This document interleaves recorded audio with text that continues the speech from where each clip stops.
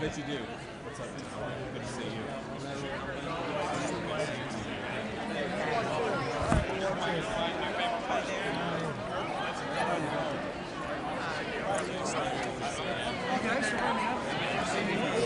How are you?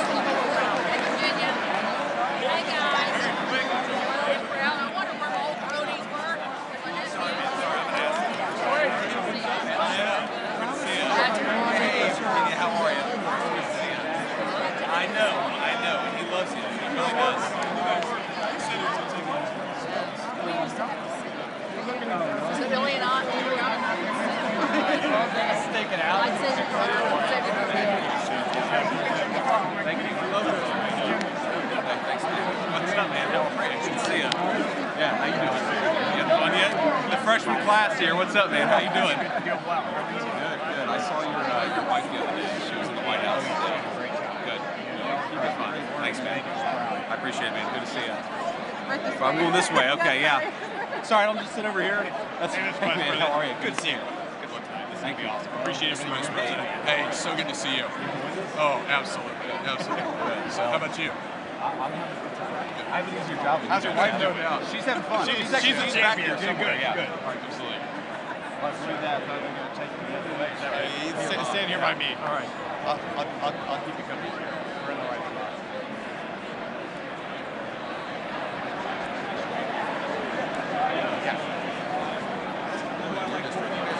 I think actually that's the only helpful. I just probably got people like that.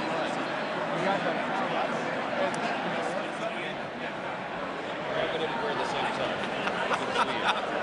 Well, we could have coordinated, I guess, but man, this is, I gotta be honest with you, this is by the way, I think the speech is going to be great, but I don't know how you do this for 90 minutes. The hardest thing was doing it during Biden, when the speech was a stupid campaign speech. And I just lectured everybody.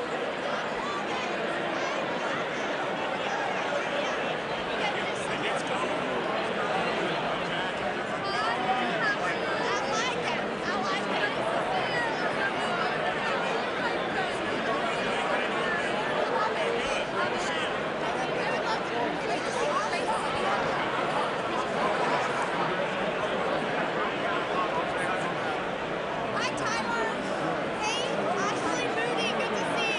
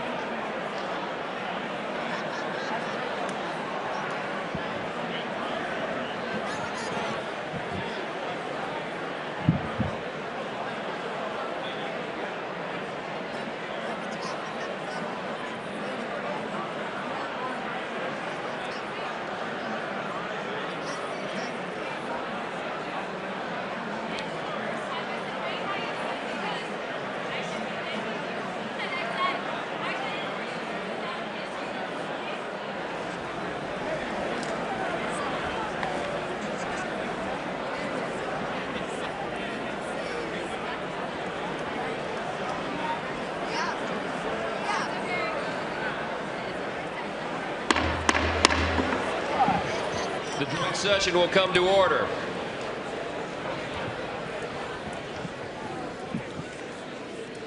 The chair appoints as members of the committee on the part of the House to escort the President of the United States into the chamber the following: the gentleman from Louisiana, Mr. Scalise; the gentleman from Minnesota, Mr. Emmer; the gentlewoman from Michigan, Mrs. McClain; the gentleman from North Carolina, Mr. Hudson; the gentleman from Pennsylvania, Mr. Reschenthaler; the gentleman from Utah, Mr. Moore; the gentlewoman from Indiana, Mrs. Houchin; the gentleman from Oklahoma, Mr. Hearn; the gentleman from New York, Mr. Jeffries; the gentlewoman from Massachusetts, Ms. Clark; the gentleman from California, Mr. Aguilar; the gentleman from California, Mr. Liu; the gentleman from Colorado, Mr. Neguse; the gentlewoman from Washington, Ms. Delbene; the gentlewoman from Michigan, Mrs. Dingell. The President of the Senate, at the direction of that body, appoints the following senators as members of the committee on the part of the Senate to escort the President of the United States into the House chamber. The Senator from South Dakota, Mr. Thune; the Senator from Wyoming, Mr. Barrasso; the Senator from Arkansas, Mr. Cotton; the Senator from Oklahoma, Mr. Lankford; the Senator from West Virginia, Mrs. Capito; the Senator from South Carolina, Mr. Scott; the Senator from New York, Mr. Schumer; the Senator from Illinois, Mr. Durbin; the Senator from Minnesota, Ms. Klobuchar; the Senator from New Jersey, Mr. Booker; the Senator from Wisconsin, Ms. Baldwin. The members of the escort committee will exit the chamber through the lobby doors.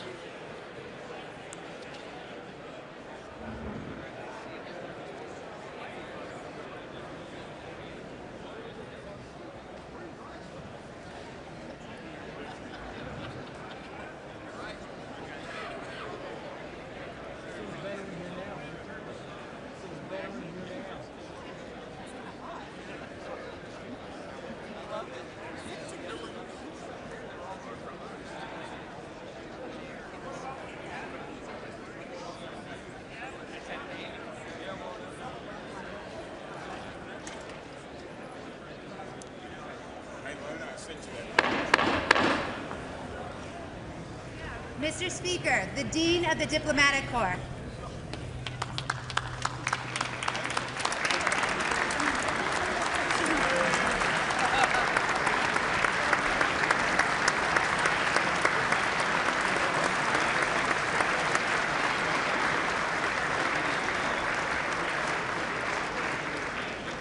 Mr. Speaker, Jonathan Jackson.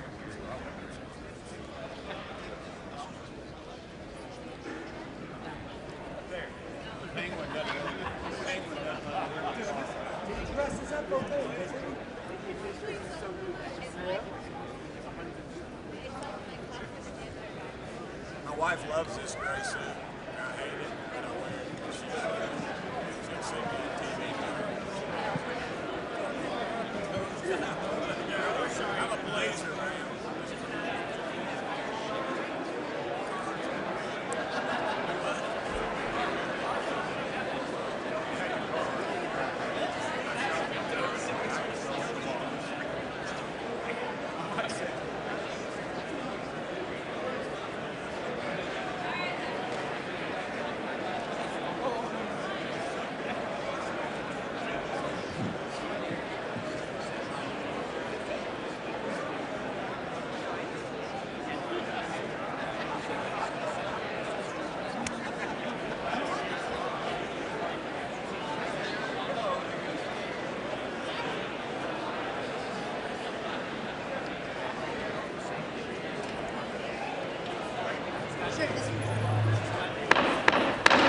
Mr. Speaker, the Chief Justice and Associate Justices of the United States Supreme Court.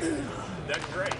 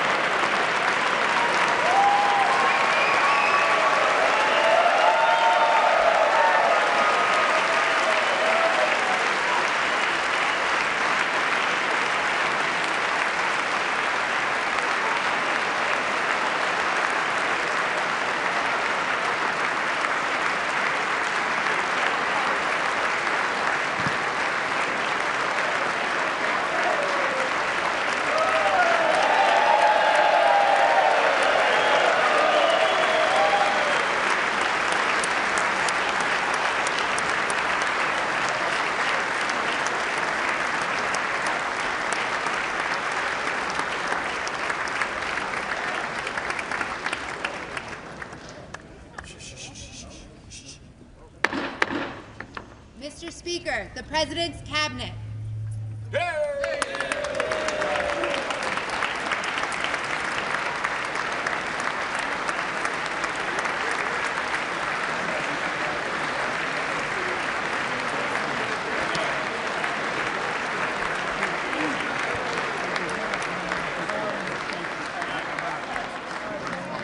That's true. I should have done better. I should have done way better.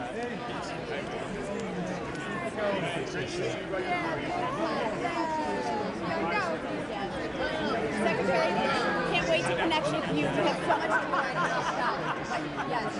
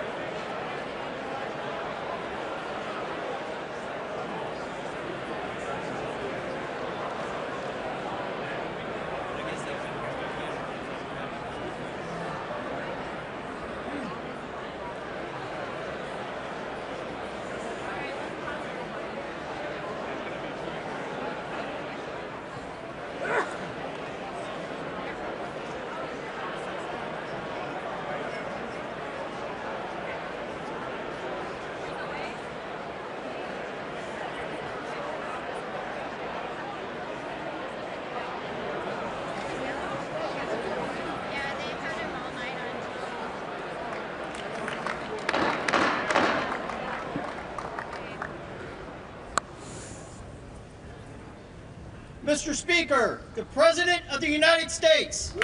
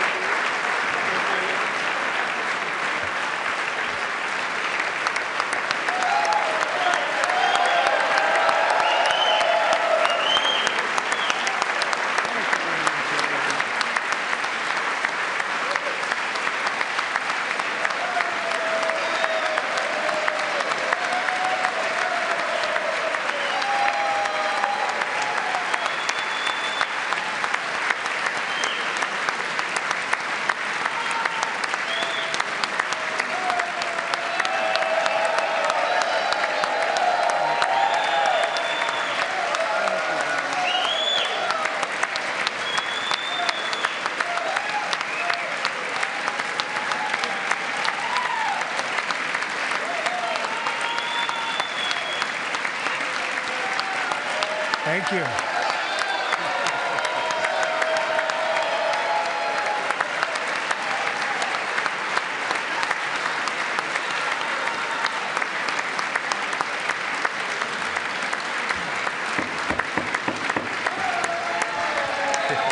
Thank you very much. Thank you very much. It's a great honor. Thank you very much. Speaker Johnson, Vice President Vance, the First Lady of the United States,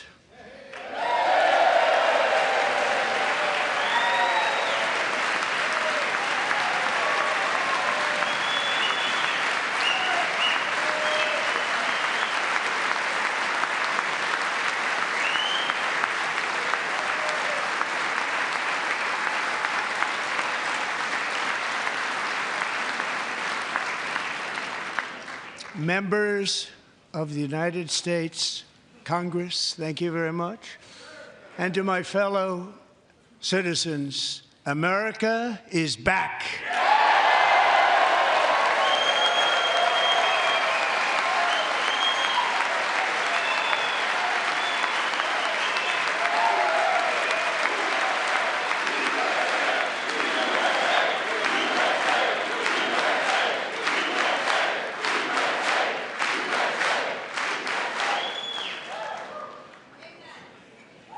6 weeks ago, I stood beneath the dome of this Capitol and proclaimed the dawn of the golden age of America.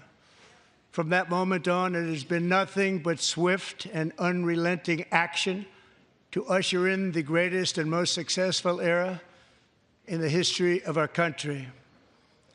We have accomplished more in 43 days than most administrations accomplished in 4 years or 8 years, and we are just getting started.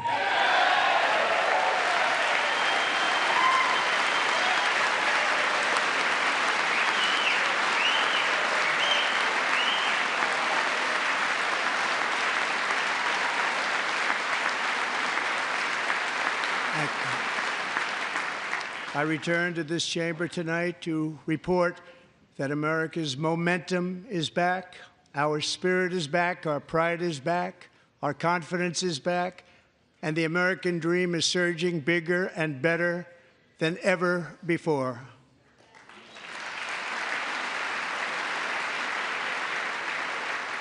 The American dream is unstoppable, and our country is on the verge of a comeback, the likes of which the world has never witnessed and perhaps will never witness again. There's never been anything like it. The presidential election of November 5th was a mandate like has not been seen in many decades. We won all 7 swing states, giving us an electoral college victory of 312 votes.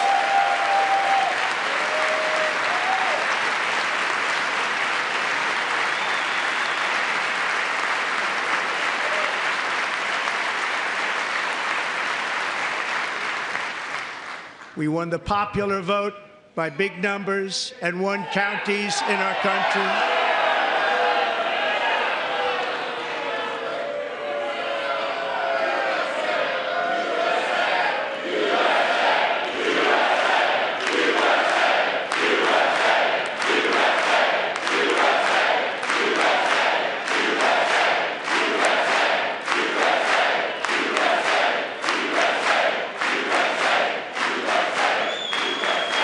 And won counties in our country, 2,700 to 525, on a map that reads almost completely red for Republican.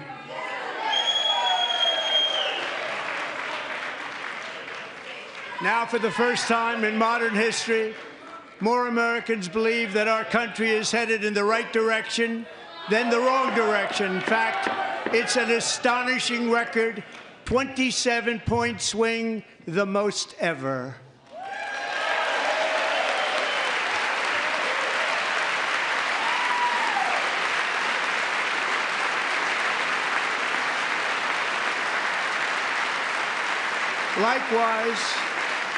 Small business optimism saw its single largest one-month gain ever recorded, a 41-point jump.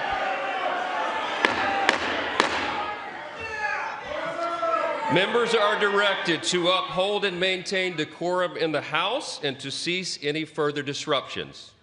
That's your warning.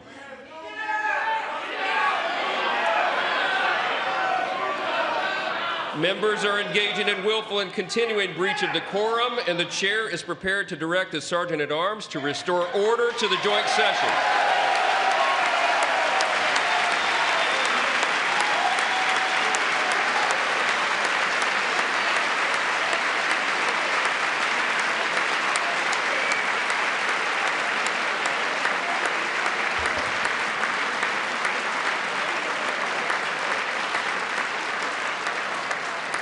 Mr. Green, take your seat.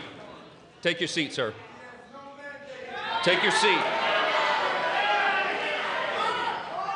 Finding that members continue to engage in willful and concerted disruption of proper decorum, the chair now directs the Sergeant-at-Arms to restore order. Remove this gentleman from the chamber.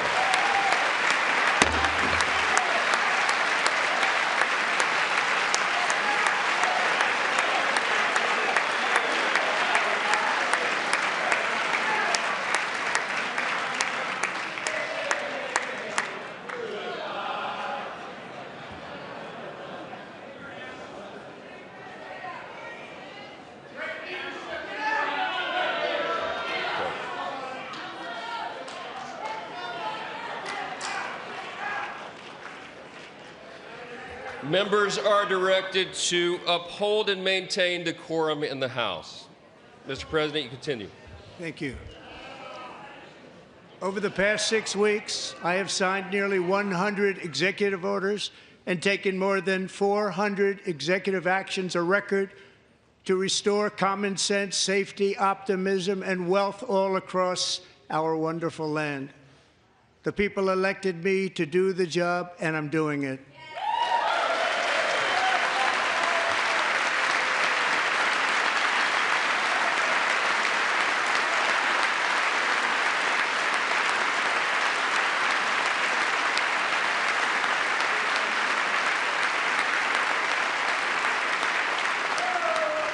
In fact, it has been stated by many that the first month of our presidency, it's our presidency, is the most successful in the history of our nation. By many.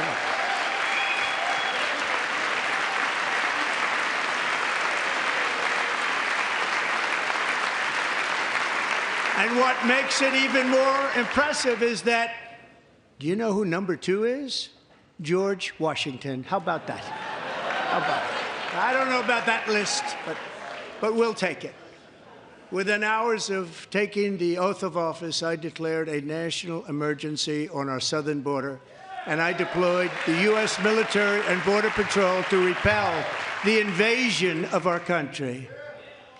And what a job they've done. As a result, illegal border crossings last month were by far the lowest ever recorded, ever.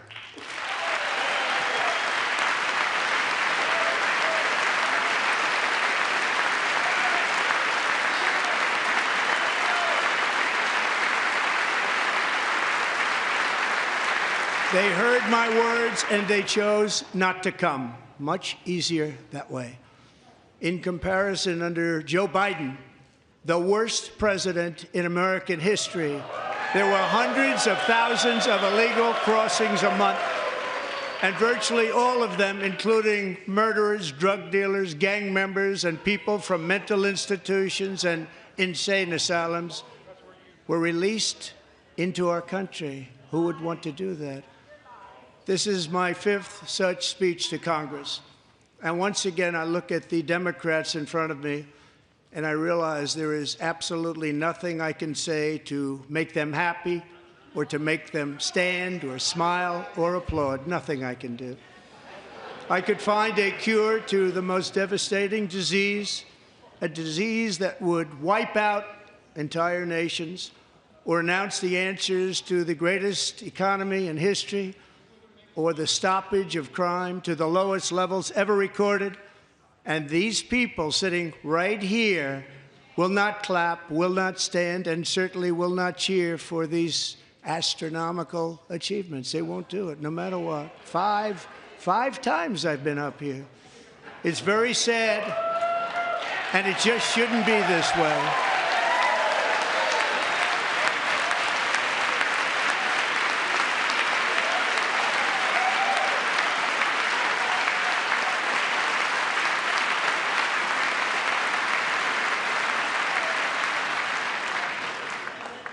So Democrats sitting before me, for just this one night, why not join us in celebrating so many incredible wins for America? For the good of our nation, let's work together and let's truly make America great again.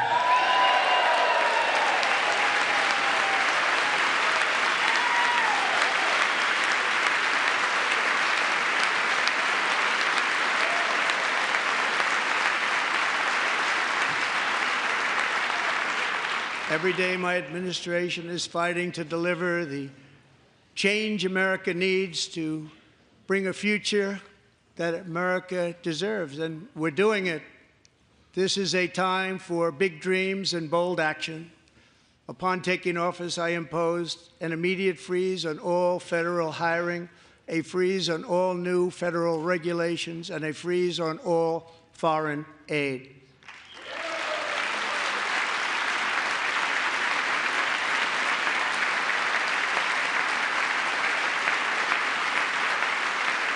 I terminated the ridiculous Green New Scam. I withdrew from the unfair Paris Climate Accord, which was costing us trillions of dollars that other countries were not paying. I withdrew from the corrupt World Health Organization.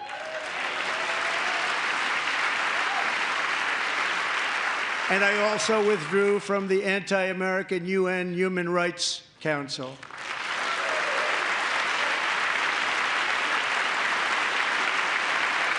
We ended all of Biden's environmental restrictions that were making our country far less safe and totally unaffordable. And importantly, we ended the last administration's insane electric vehicle mandate, saving our auto workers and companies from economic destruction.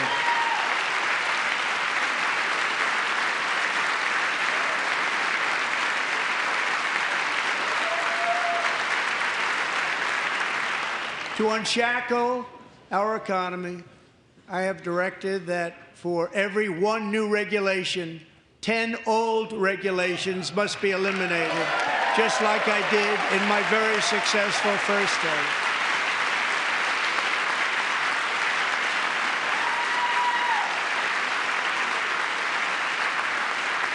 And in that first term, we set records on ending unnecessary rules and regulations like no other president had done before. We ordered all federal workers to return to the office. They will either show up for work in person or be removed from their job.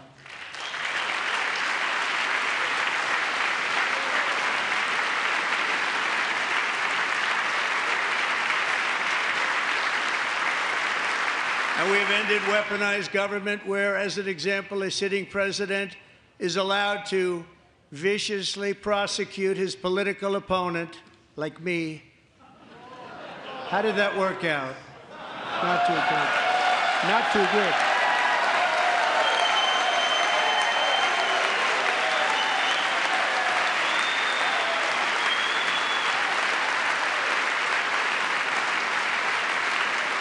And I have stopped all government censorship and brought back free speech in America. It's back.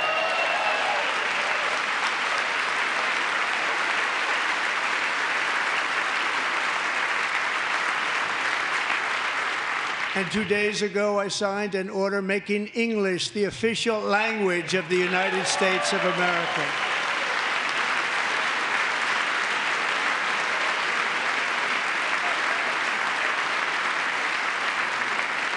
I I renamed the Gulf of Mexico the Gulf of America.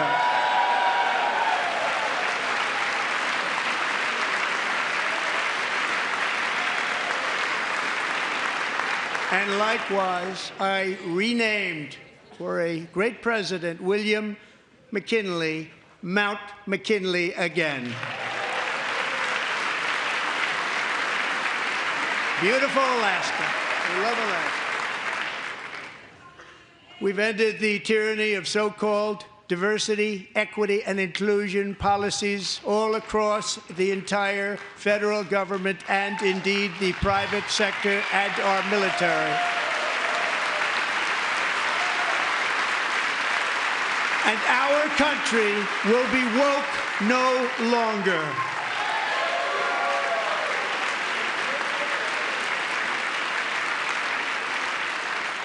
We believe that whether you are a doctor, an accountant, a lawyer, or an air traffic controller, you should be hired and promoted based on skill and competence, not race or gender. Very important.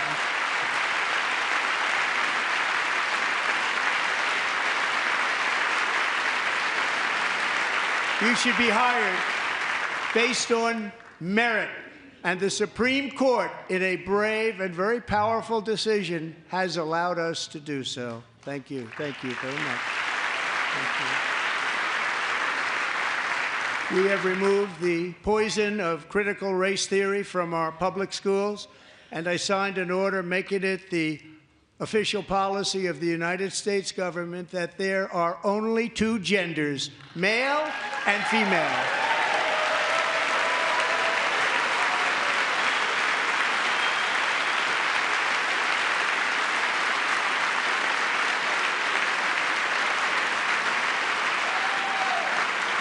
I also signed an executive order to ban men from playing in women's sports.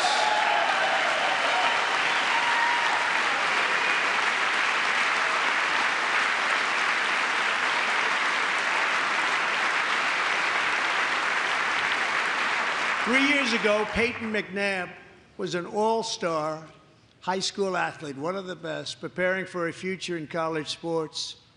But when her girls' volleyball match was invaded by a male, he smashed the ball so hard in Peyton's face, causing traumatic brain injury, partially paralyzing her right side, and ending her athletic career. It was a shot like she's never seen before. She's never seen anything like it.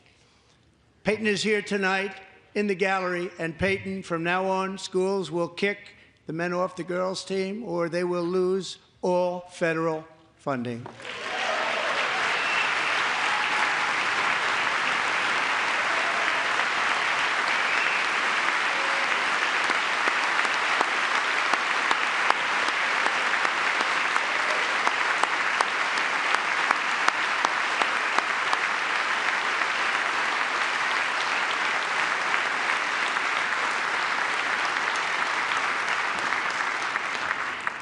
And if you really want to see numbers, just take a look at what happened in the women's boxing, weightlifting, track and field, swimming, or cycling, where a male recently finished a long-distance race 5 hours and 14 minutes ahead of a woman for a new record by 5 hours. Broke the record by 5 hours. It's demeaning for women, and it's very bad for our country. We're not going to put up with it any longer.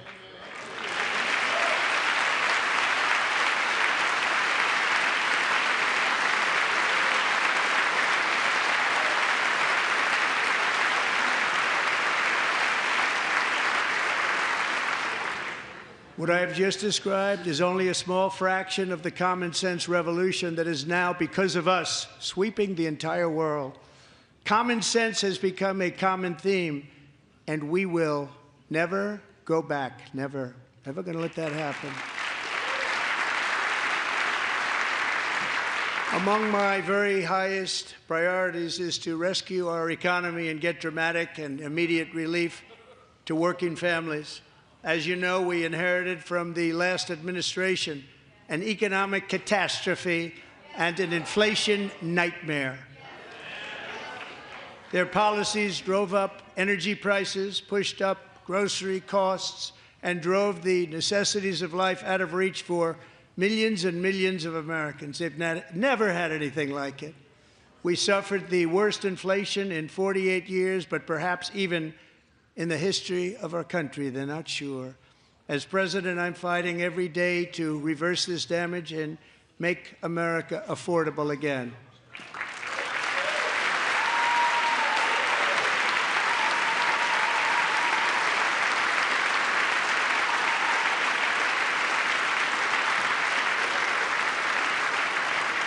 Joe Biden especially let the price of eggs get out of control. The egg price is out of control.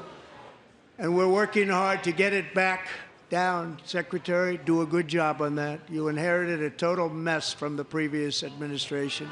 Do a good job.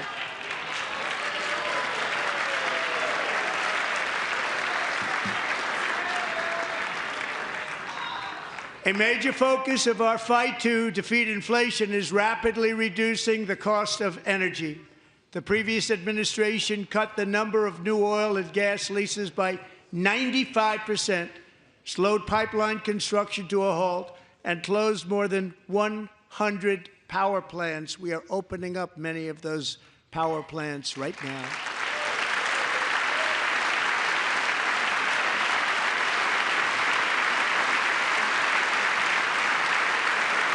And frankly, we have never seen anything like it.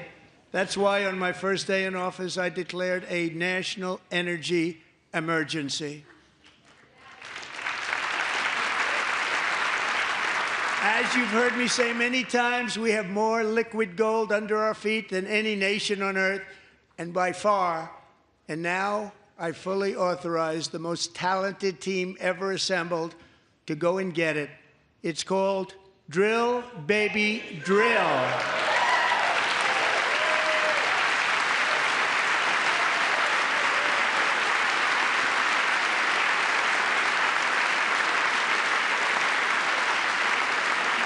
My administration is also working on a gigantic natural gas pipeline in Alaska, among the largest in the world, where Japan, South Korea, and other nations want to be our partner with investments of trillions of dollars each. There's never been anything like that one. It will be truly spectacular. It's all set to go. The permitting is gotten.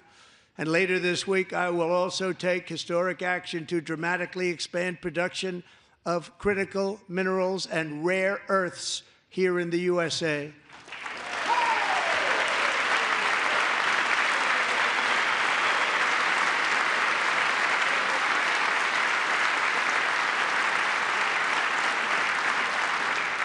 To further combat inflation, we will not only be reducing the cost of energy, but will be ending the flagrant waste of taxpayer dollars.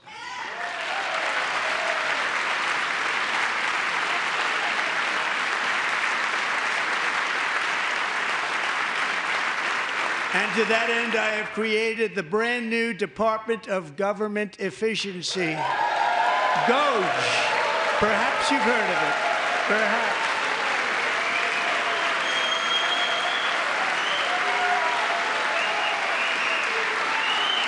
Which is headed by Elon Musk, who is in the gallery tonight.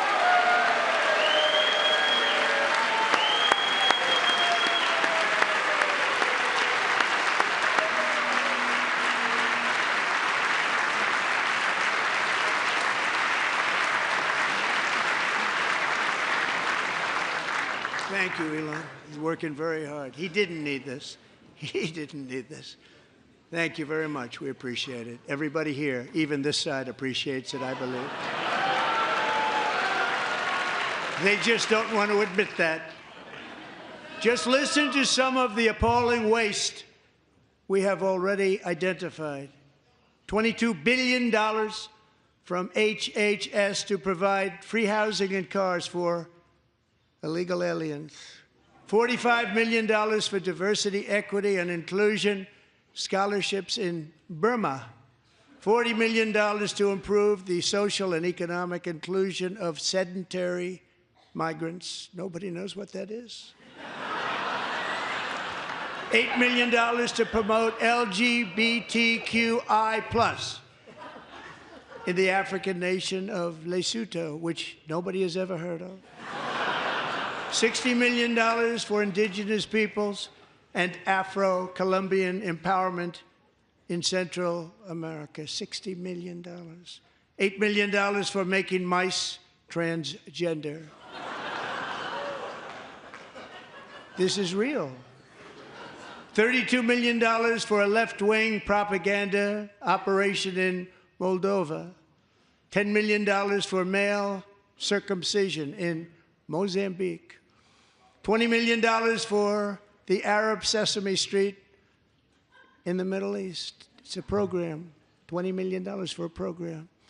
$1.9 billion to recently created Decarbonization of Homes Committee, headed up, and we know she's involved. Just at the last moment, the money was passed over by a woman named Stacey Abrams. Have you ever heard of her?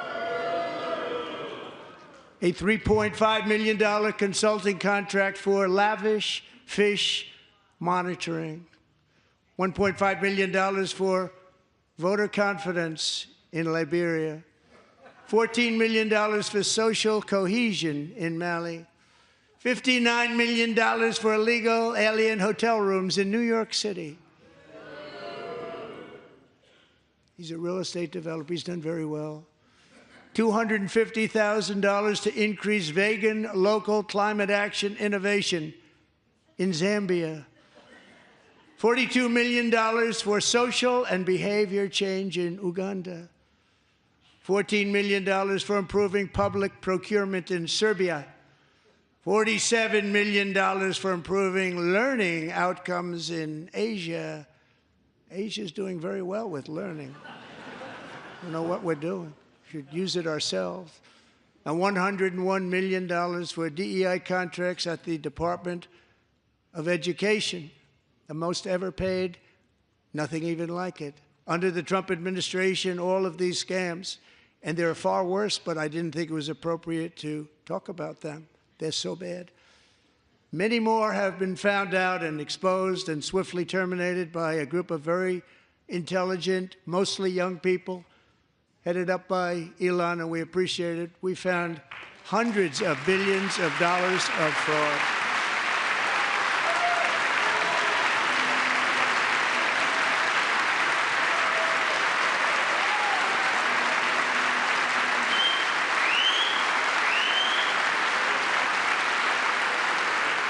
And we've taken back the money and reduced our debt to fight inflation and other things.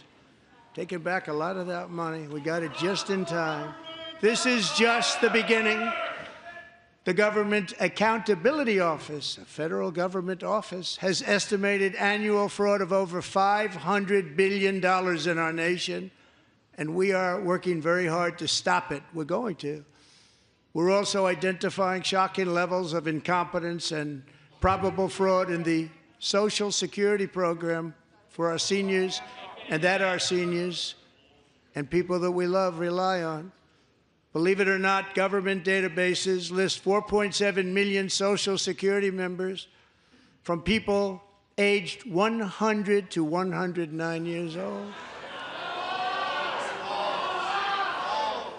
It lists 3.6 million people from ages 110 to 119. I don't know any of them. I know some people that are rather elderly, but not quite that elderly.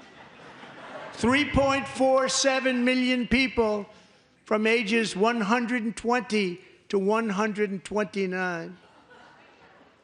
3.9 million people from ages 130 to 139. 3.5 million people from ages 140 to 149. And money is being paid to many of them, and we're searching right now. In fact, Pam, good luck. Good luck. You're going to find it. But a lot of money is paid out to people because it just keeps getting paid, and nobody does, and it really hurts Social Security and hurts our country. 1.3 million people from ages 150 to 159, and over 130,000 people, according to the Social Security databases, are age over 160 years old. We have a healthier country than I thought, Bobby.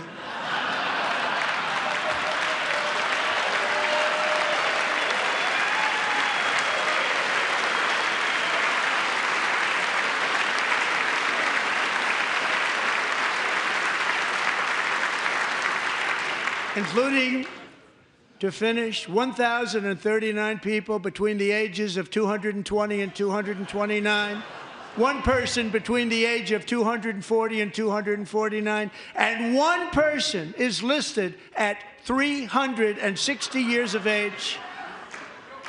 More than 100 years older than our country.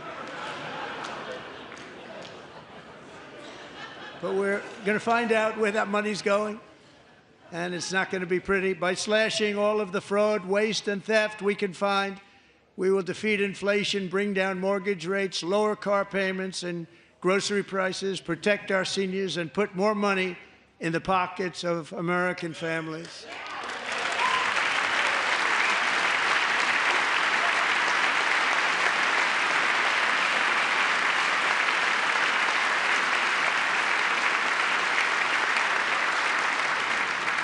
And today, interest rates took a beautiful drop, big, beautiful drop. It's about time. And in the near future, I want to do what has not been done in 24 years, balance the federal budget. We're going to balance it.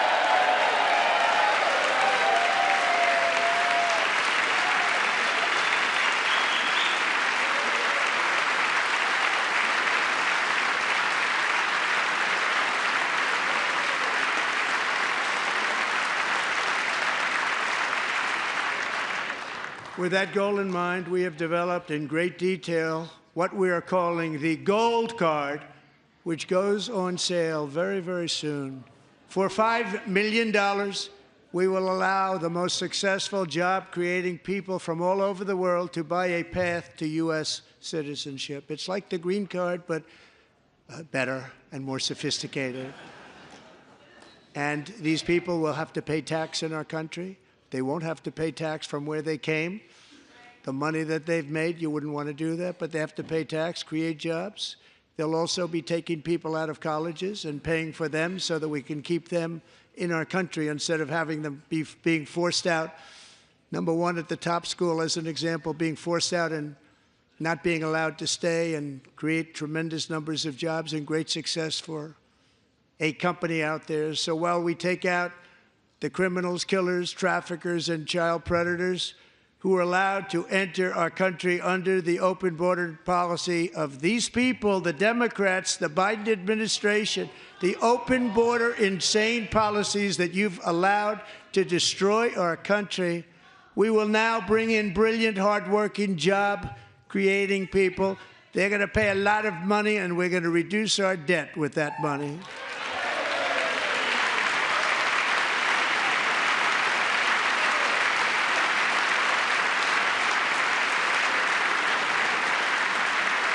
Americans have given us a mandate for bold and profound change.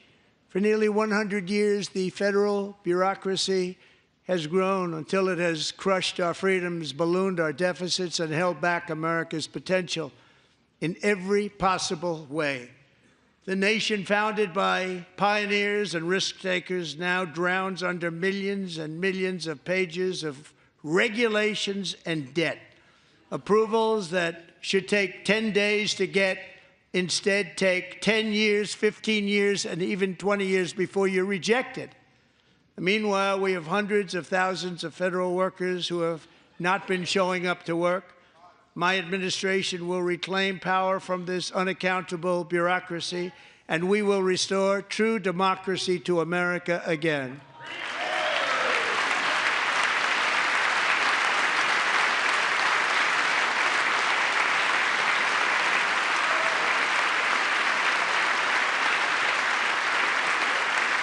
any federal bureaucrat who resists this change will be removed from office immediately.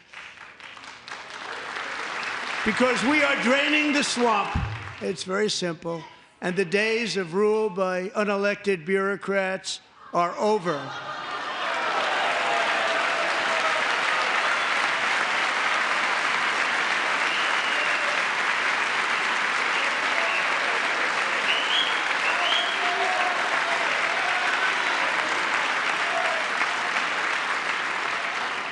And the next phase of our plan to deliver the greatest economy in history is for this Congress to pass tax cuts for everybody. They're in there. They're waiting for you to vote. And I'm sure that the people on my right, I don't mean the Republican right, but my right here, I'm sure you're going to vote for those tax cuts, because otherwise I don't believe the people will ever vote you into office. So I'm doing you a big favor by telling you that. But I know this group is going to be voting for the tax cut.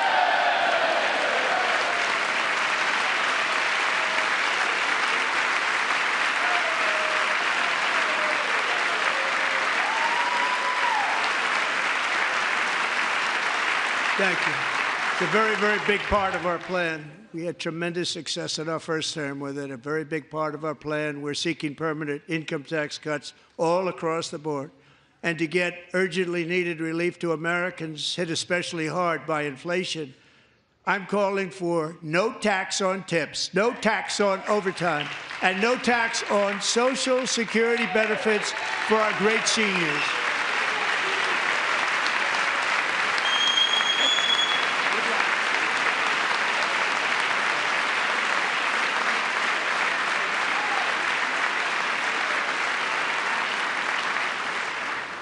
And I also want to make interest payments on car loans tax deductible, but only if the car is made in America.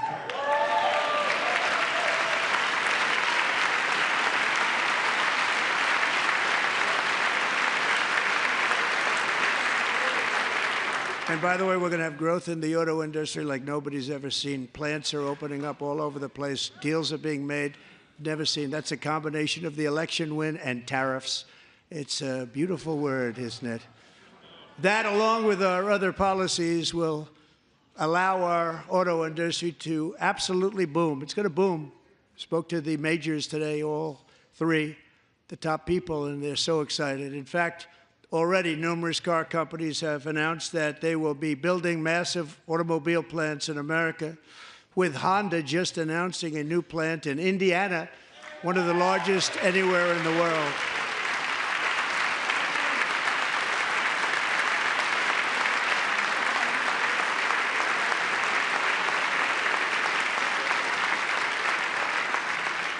And this has taken place since our great victory on November 5th, a date which will hopefully go down as one of the most important in the history of our country.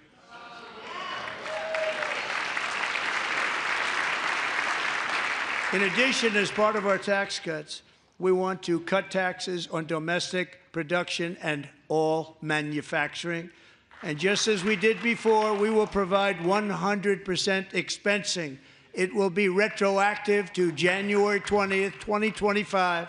And it was one of the main reasons why our tax cuts were so successful in our first term, giving us the most successful economy in the history of our country. First term. We had a great first term.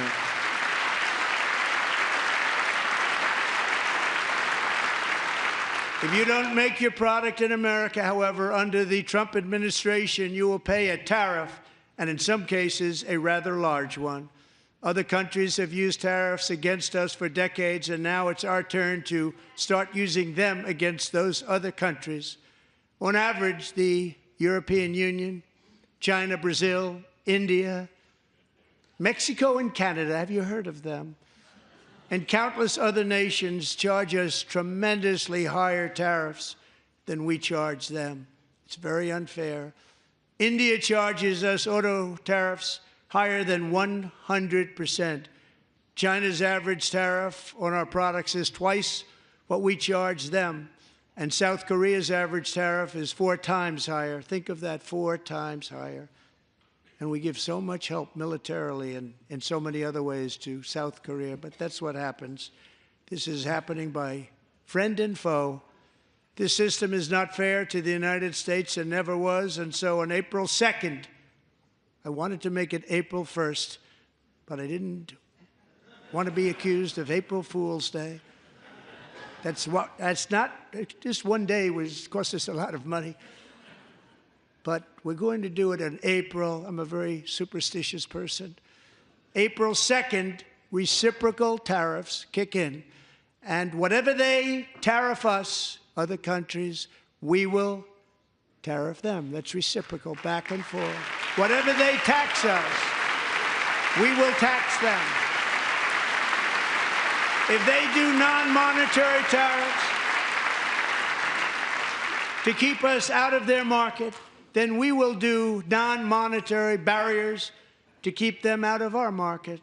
There's a lot of that, too. They don't even allow us in their market. We will take in trillions and trillions of dollars and create jobs like we have never seen before. I did it with China, and I did it with others, and the Biden administration couldn't do anything about it because there was so much money they couldn't do anything about it. We have been ripped off for decades by nearly every country on earth, and we will not let that happen any longer.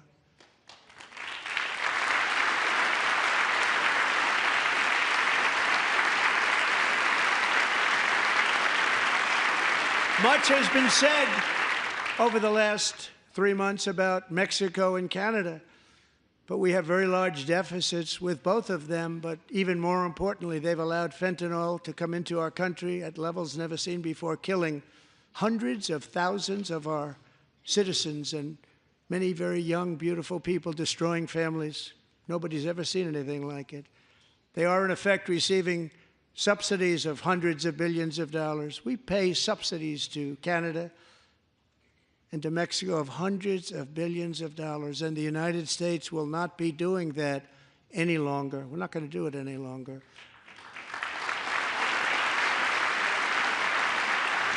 Thanks to our America First policies we're putting into place, we have had $1.7 trillion of new investment in America in just the past few weeks.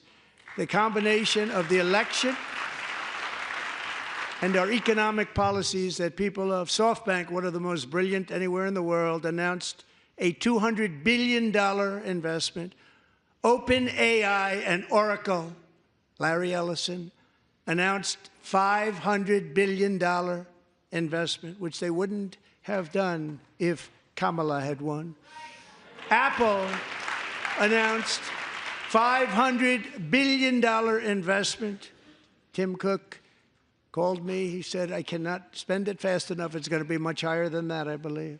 They'll be building their plants here instead of in China. And just yesterday, Taiwan Semiconductor, the biggest in the world, most powerful in the world, has a tremendous amount, 97% of the market, announced a $165 billion investment to build the most powerful chips on earth right here in the USA.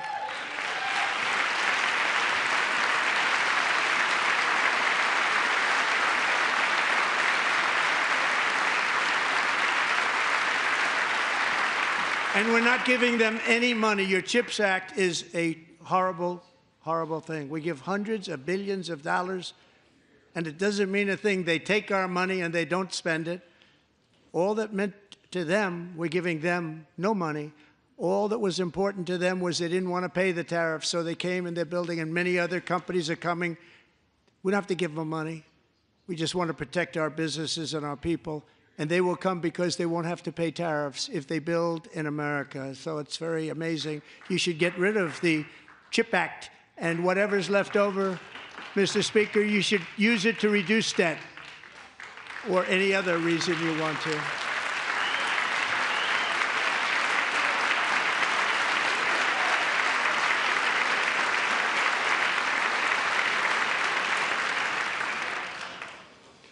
Our new trade policy will also be great for the American farmer. I love the farmer. Who will now be selling into our home market, the USA, because nobody is going to be able to compete with you. because there's goods that come in from other countries and companies. They're really in a bad position in so many different ways. They're uninspected. They may be very dirty and disgusting, and they come in and they pour in, and they hurt our American farmers. The tariffs will go on agricultural product coming into America, and our farmers, starting on April 2nd, it may be a little bit of an adjustment period. We had that before when I made the deal with China, $50 billion of purchases, and I said, just bear with me, and they did. They did. Probably have to bear with me again, and this will be even better. That was great.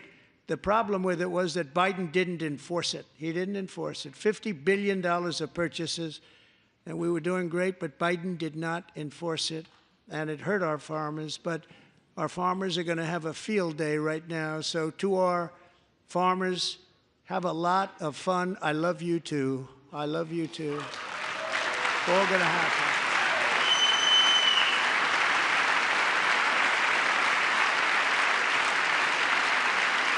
And I have also imposed a 25% tariff on foreign aluminum, copper, lumber, and steel, because if we don't have, as an example, steel and lots of other things, we don't have a military, and frankly, we just won't have a country very long. Here today is a proud American steelworker, fantastic person from Decatur, Alabama, Jeff Denard. Has been working at the same steel plant for 27 years in a job that has allowed him to serve as the captain of his local volunteer fire department, raise 7 children with his beautiful wife, Nicole, and over the years provide a loving home for more than 40 foster children. So great, Jeff.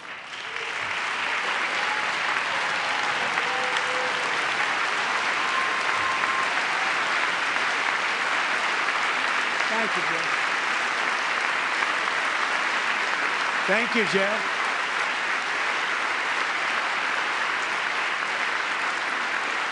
Stories like Jeff's remind us that tariffs are not just about protecting American jobs. They're about protecting the soul of our country.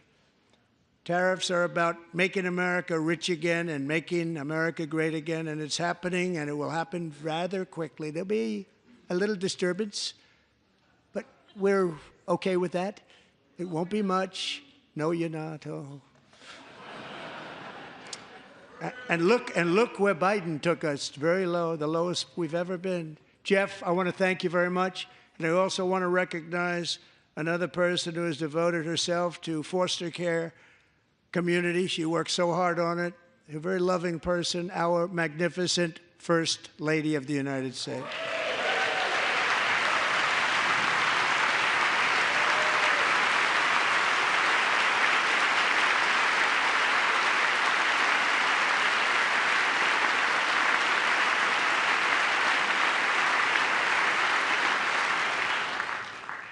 Melania's work has yielded incredible results, helping prepare our nation's future leaders as they enter the workforce. Our First Lady is joined by 2 impressive young women, very impressive. Haley Ferguson, who benefited from the First Lady's Fostering the Future initiative and is poised to complete her education and become a teacher.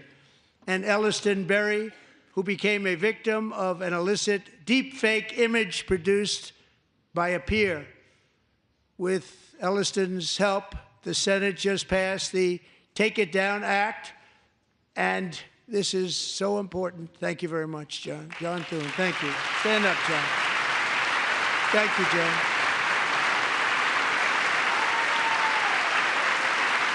Thank you all very much.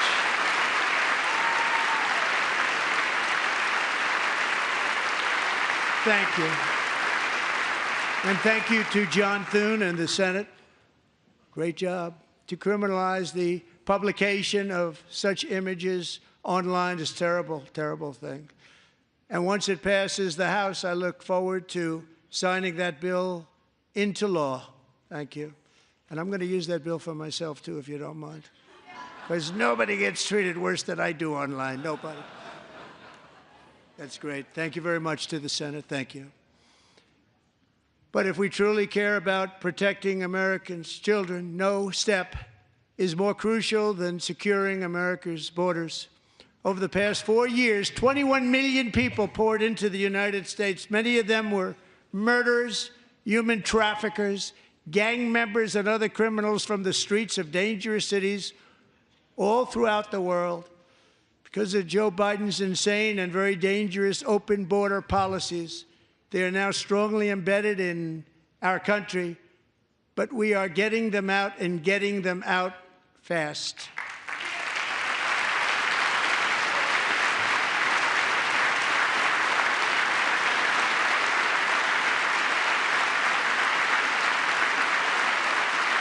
And I want to thank Tom Homan and Christy. I want to thank you and Paul of Border Patrol. I want to thank you. What a job they've all done, everybody. Border Patrol, ICE, law enforcement in general is incredible. We have to take care of our law enforcement. Have to.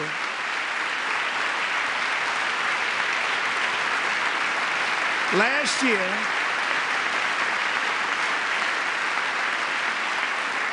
a brilliant 22-year-old nursing student named Laken Riley, the best in her class, admired by everybody, went out for a jog on the campus of the University of Georgia. That morning, Laken was viciously attacked, assaulted, beaten, brutalized, and horrifically murdered. Laken was stolen from us by a savage illegal alien gang member who was arrested while trespassing across Biden's open southern border and then set loose into the United States under the heartless policies of that failed administration. It was indeed a failed administration.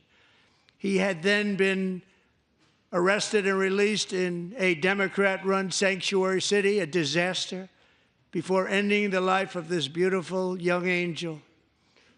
With us this evening are Laken's beloved mother, Allison, and her sister, Lauren.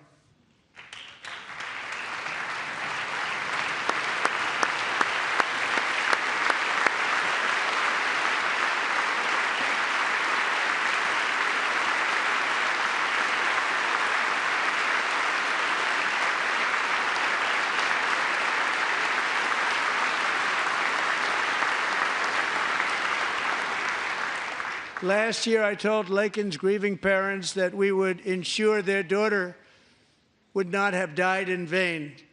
That's why the very first bill I signed into law as your 47th president mandates the detention of all dangerous criminal aliens who threaten public safety. It's a very strong, powerful act.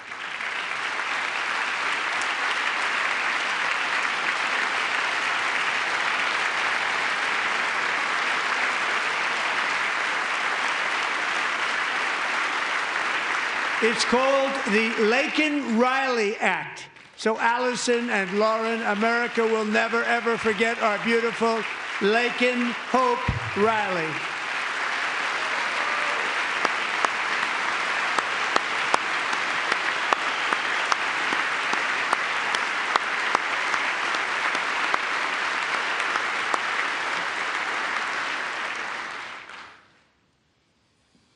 Thank you very much. Since taking office, my administration has launched the most sweeping border and immigration crackdown in American history, and we quickly achieved the lowest numbers of illegal border crossers ever recorded. Thank you.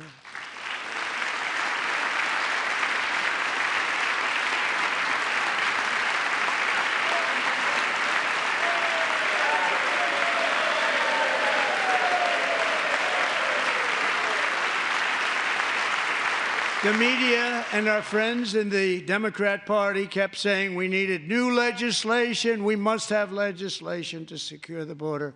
But it turned out that all we really needed was a new president.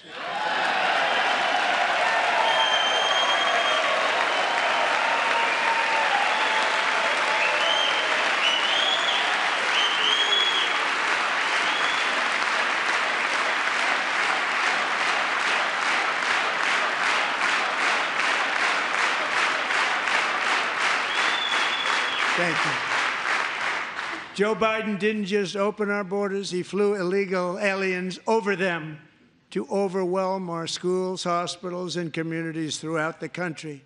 Entire towns like Aurora, Colorado, and Springfield, Ohio, buckled under the weight of the migrant occupation and corruption like nobody's ever seen before. Beautiful towns destroyed. Now, just as I promised in my inaugural address, we are achieving the great liberation of America.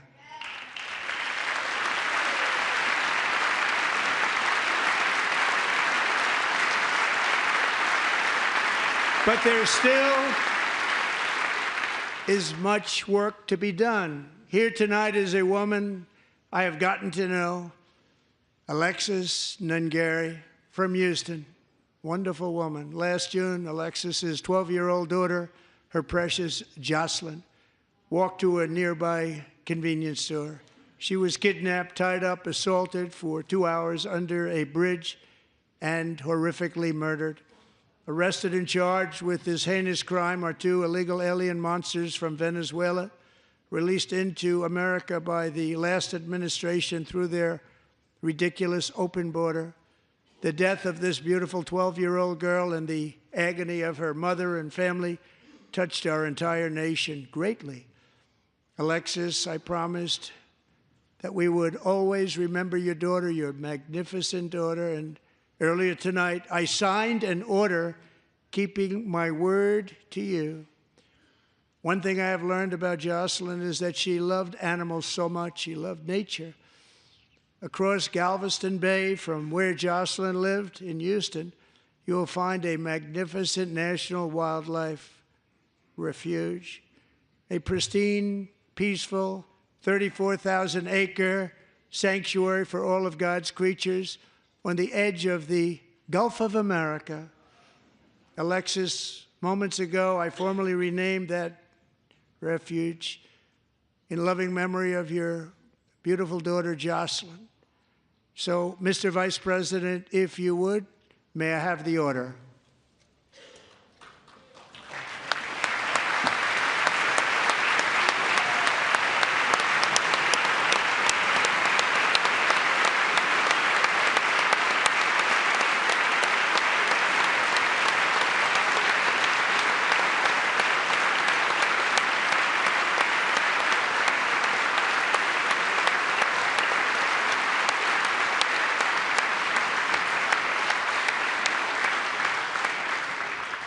Thank you very much.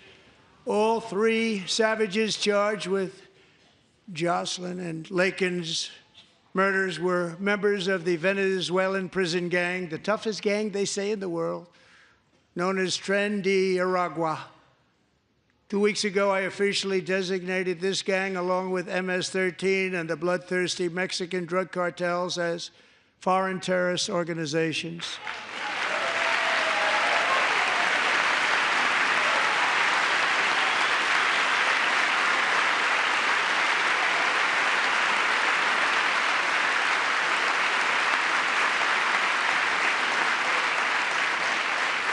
They are now officially in the same category as ISIS, and that's not good for them. Countless thousands of these terrorists were welcomed into the U.S. by the Biden administration. But now every last one will be rounded up and forcibly removed from our country, or, if they're too dangerous, put in jails, standing trial in this country, because we don't want them to come back ever. With us this evening is a warrior on the front lines of that battle, Border Patrol Agent Roberto Ortiz. Great guy.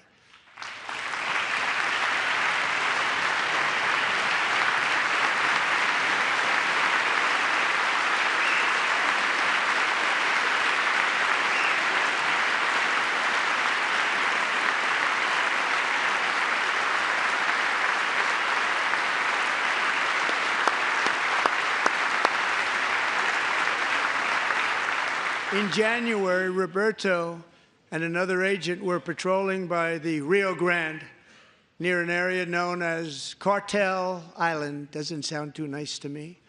When heavily armed gunmen started shooting at them.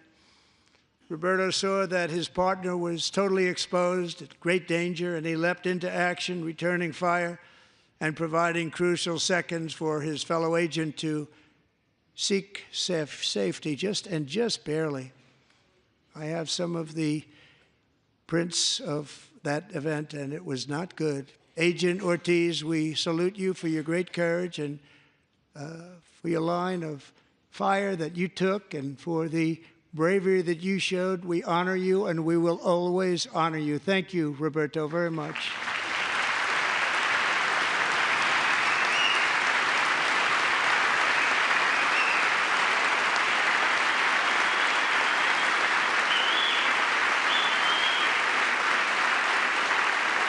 Thank you, Roberto.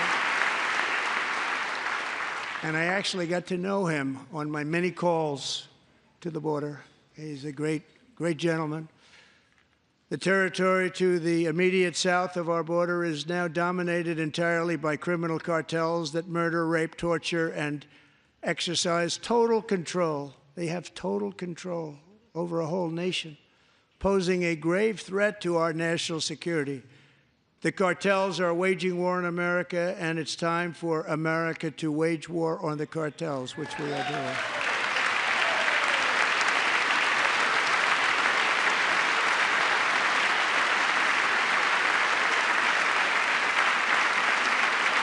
Five nights ago, Mexican authorities, because of our tariff policies being imposed on them, think of this, handed over to us 29 of the biggest cartel leaders in their country. That has never happened before. They want to make us happy. First time ever.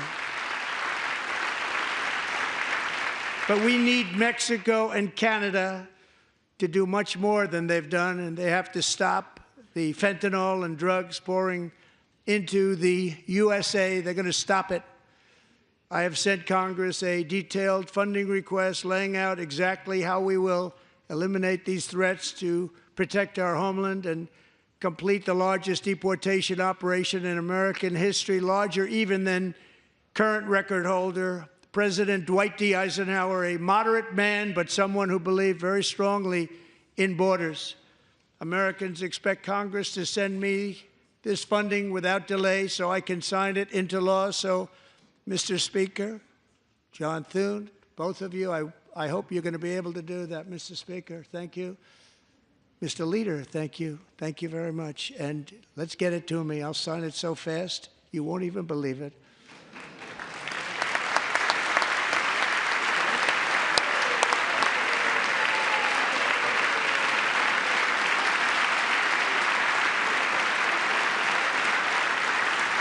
And as we reclaim our sovereignty, we must also bring back law and order to our cities and towns.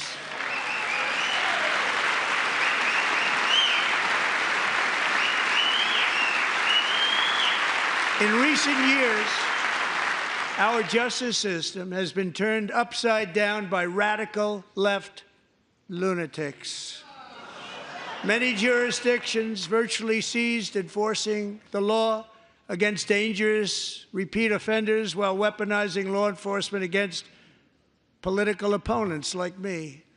My administration has acted swiftly and decisively to restore fair, equal, and impartial justice under the constitutional rule of law, starting at the FBI and the DOJ. Pam, good luck. Cash, wherever you may be, good luck. Good luck. Pam Bondi.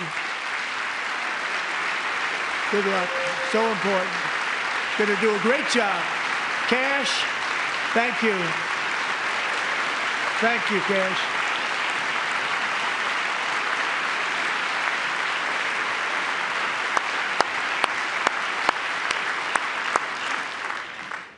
They've already started very strong. They're going to do a fantastic job. You're going to be very proud of them.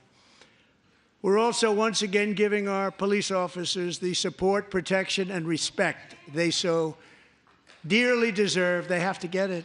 They have such a hard, dangerous job, but we're going to make it less dangerous. The problem is the bad guys don't respect the law, but they're starting to respect it, and they soon will respect it. This also includes our great fire departments throughout the country. Our firemen and women are unbelievable people, and we'll never forget them. And besides that, they voted for me in record numbers, so I have no choice.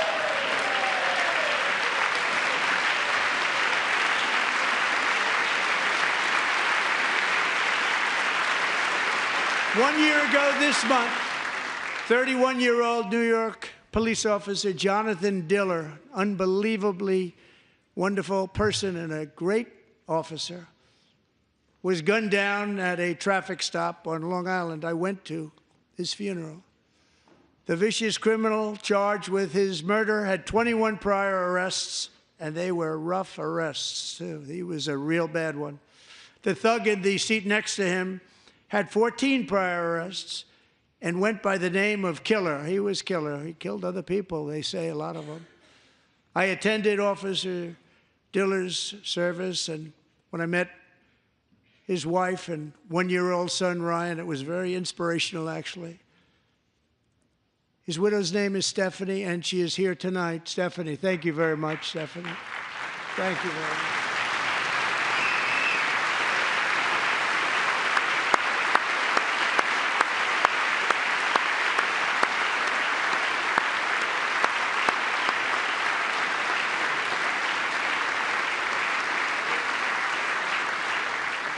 Stephanie, we're going to make sure that Ryan knows his dad was a true hero, New York's finest, and we're going to get these cold-blooded killers and repeat offenders off our streets, so we're going to do it fast. Got to stop it. They get out with 28 arrests. They push people into subway trains.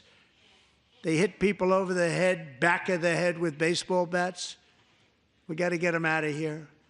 I've already signed an executive order requiring a mandatory death penalty for anyone who murders a police officer, and tonight I'm asking Congress to pass that policy into permanent law.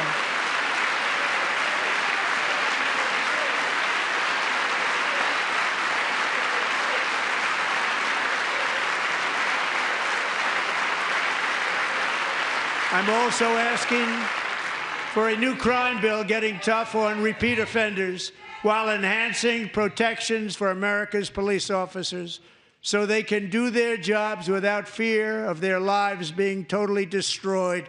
They don't want to be killed. We're not going to let them be killed. Joining us in the gallery tonight is a young man who truly loves our police. His name is DJ Daniel. He is 13 years old, and he has always dreamed of becoming a police officer.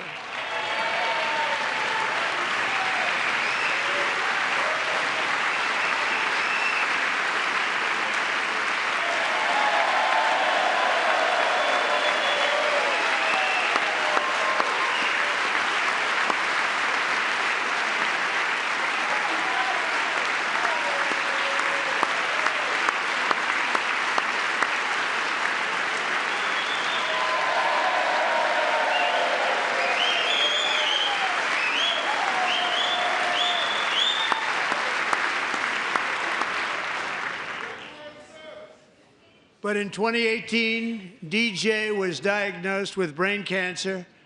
The doctors gave him 5 months at most to live. That was more than 6 years ago.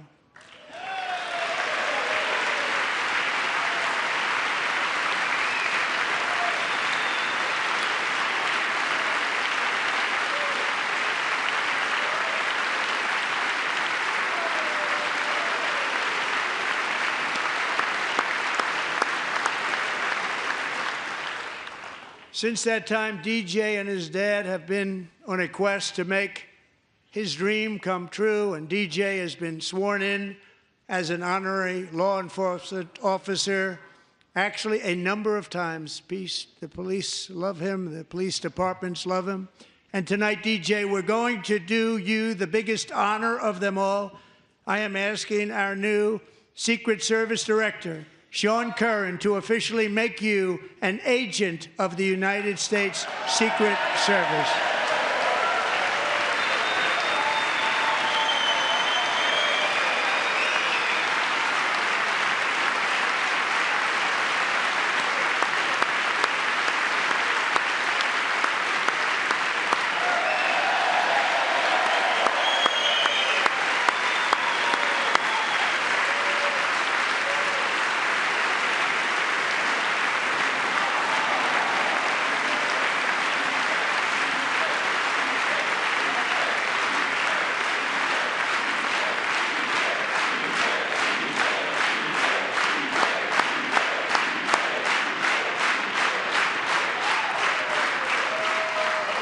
Thank you, DJ.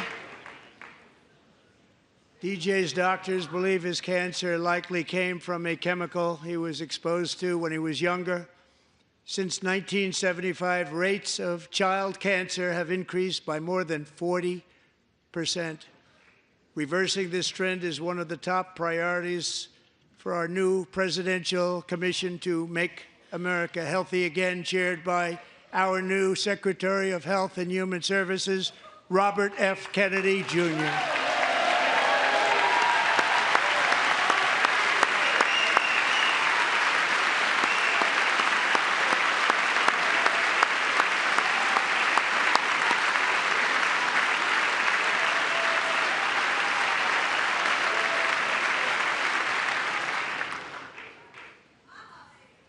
With the name Kennedy, you would have thought everybody over here would have been cheering. How quickly they forget. Our goal is to get toxins out of our environment, poisons out of our food supply, and keep our children healthy and strong. As an example, not long ago, and you can't even believe these numbers, 1 in 10,000 children had autism, 1 in 10,000. And now it's 1 in 36. There's something wrong, 1 in 36. Think of that. So we're going to find out what it is, and there's nobody better than Bobby and all of the people that are working with you. You have the best to figure out what is going on. Okay, Bobby? Good luck. It's a very important job. Thank you. Good job.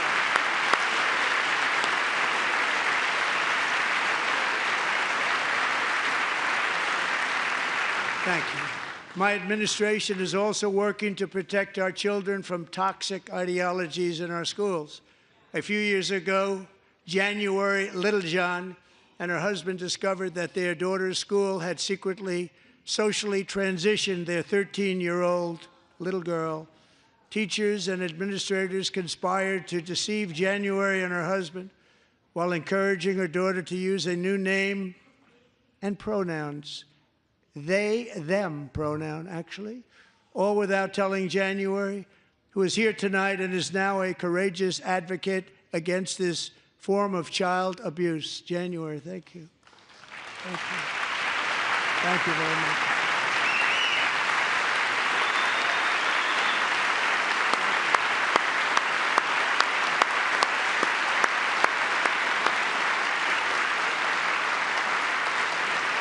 Thank you.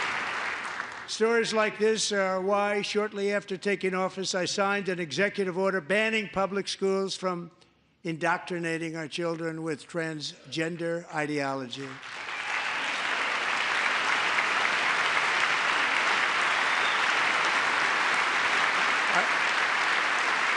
I also signed an order to cut off all taxpayer funding to any institution that engages in the sexual mutilation of our youth.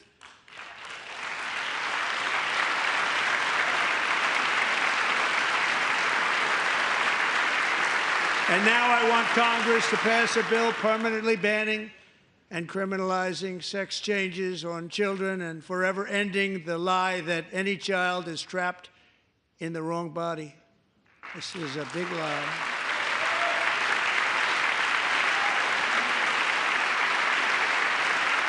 And our message to every child in America is that you are perfect exactly the way God made you.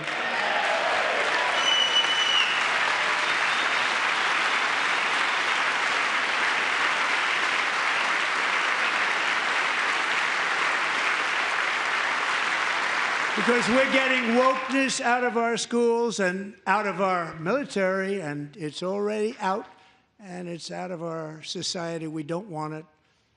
Wokeness is trouble. Wokeness is bad. It's gone. It's gone. And we feel so much better for it, don't we? Don't we feel better? Our service members won't be activists and ideologues. They will be fighters and warriors. They will fight for our country. And Pete, congratulations. Secretary of Defense, congratulations.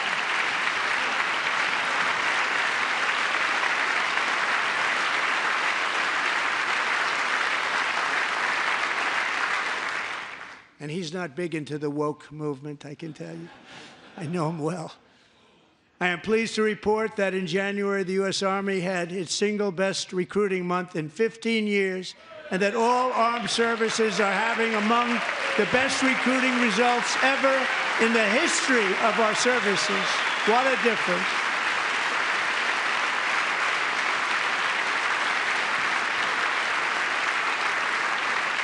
And you know, it was just a few months ago where the results were exactly the opposite. We couldn't recruit anywhere. We couldn't recruit. Now we're having the best results just about that we've ever had. What a tremendous turnaround. It's really a beautiful thing to see. People love our country again. It's very simple. They love our country, and they love being in our military again. So it's a great thing, and thank you very much. Great job. Thank you.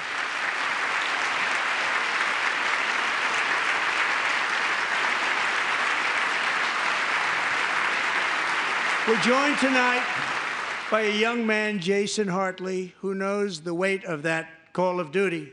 Jason's father, grandfather, and great-grandfather all wore the uniform.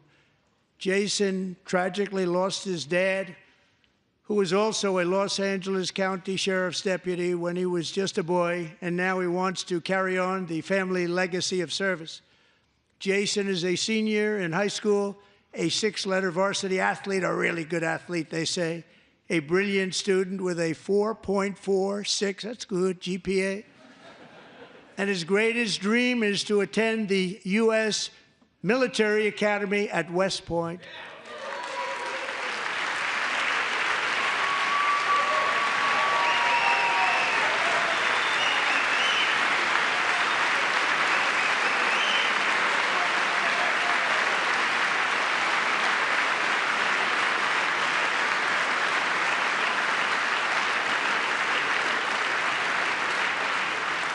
And Jason, that's a very big deal getting in. That's a hard one to get into. But I'm pleased to inform you that your application has been accepted.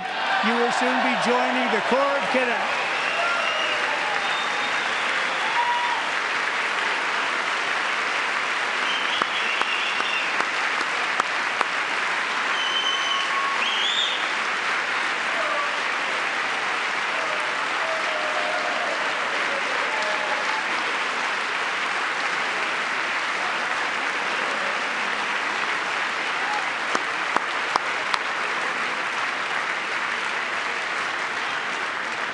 Thank you. Jason, you're going to be on the long gray line, Jason. As Commander-in-Chief, my focus is on building the most powerful military of the future. As a first step, I'm asking Congress to fund a state-of-the-art Golden Dome missile defense shield to protect our homeland, all made in the USA.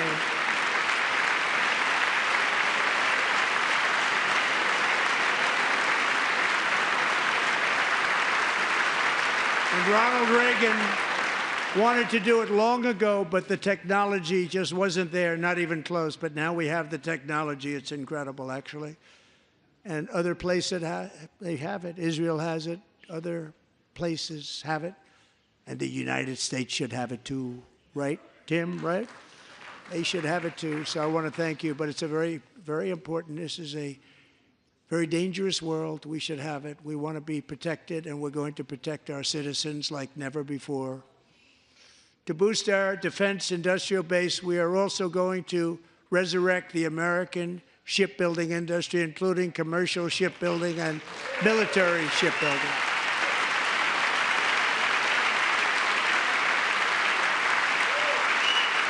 And for that purpose, I am announcing tonight that we will create a new Office of Shipbuilding in the White House and offer special tax incentives to bring this industry home to America where it belongs. We used to make so many ships. We don't make them anymore very much, but we're going to make them very fast, very soon. It will have a huge impact. To further enhance our national security, my administration will be reclaiming the Panama Canal, and we've already started doing it.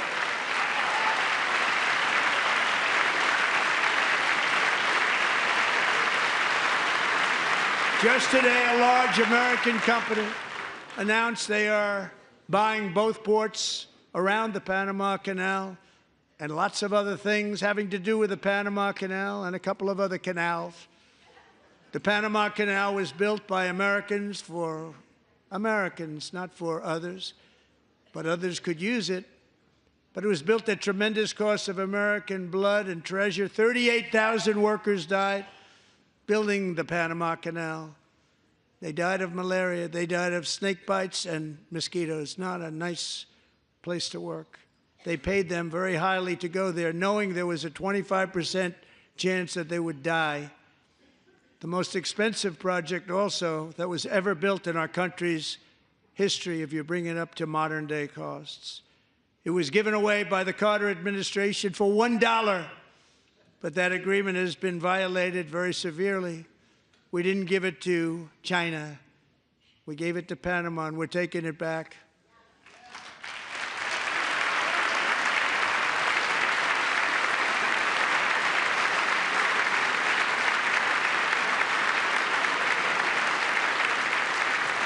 And we have Marco Rubio in charge. Good luck, Marco.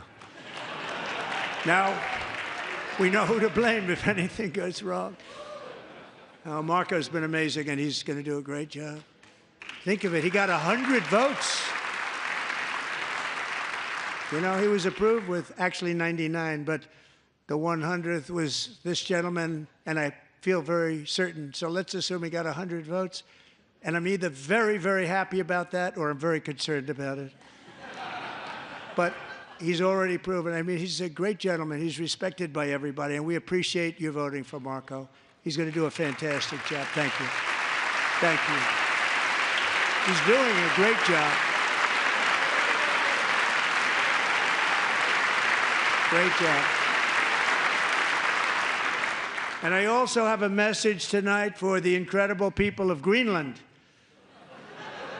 We strongly support your right to determine your own future.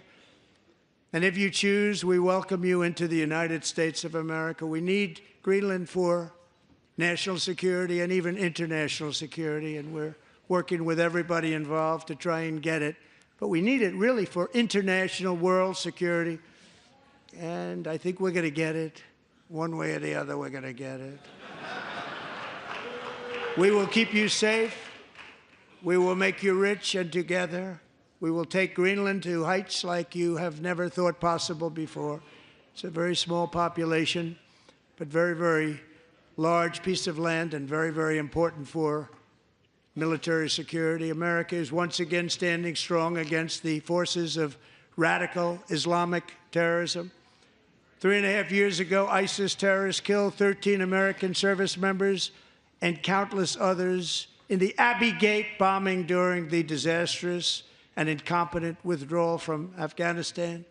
Not that they were withdrawing, it was the way they withdrew. Perhaps the most embarrassing moment in the history of our country. Tonight, I am pleased to announce that we have just apprehended the top terrorist responsible for that atrocity, and he is right now on his way here to face the swift sword of American justice.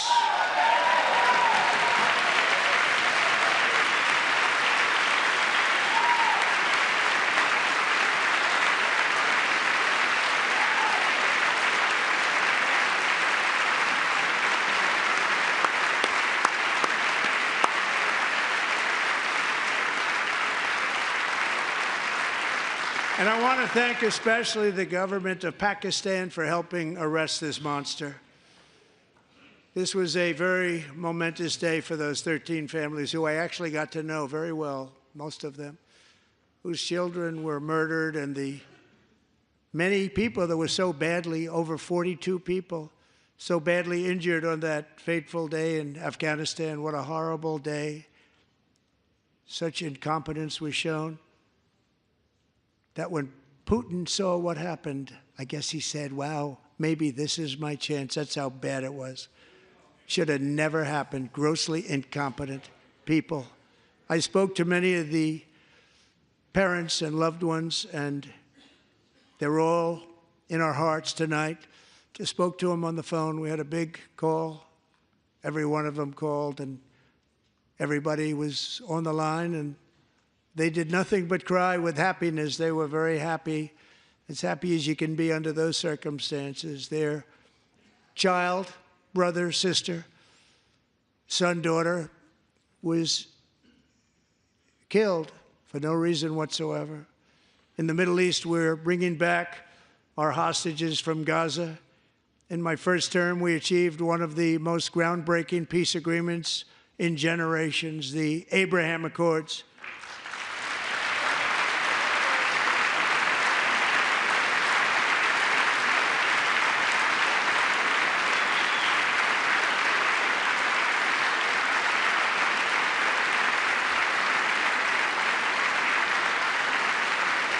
And now we're going to build on that foundation to create a more peaceful and prosperous future for the entire region. A lot of things are happening in the Middle East. People haven't been talking about that so much lately with everything going on with Ukraine and Russia. But a lot of things are happening in the Middle East. It's a rough neighborhood, actually. I'm also working tirelessly to end the savage conflict in Ukraine. Millions of Ukrainians and Russians have been needlessly killed or wounded in this horrific and brutal conflict with no end in sight. The United States has sent hundreds of billions of dollars to support Ukraine's defense with no security, with no anything.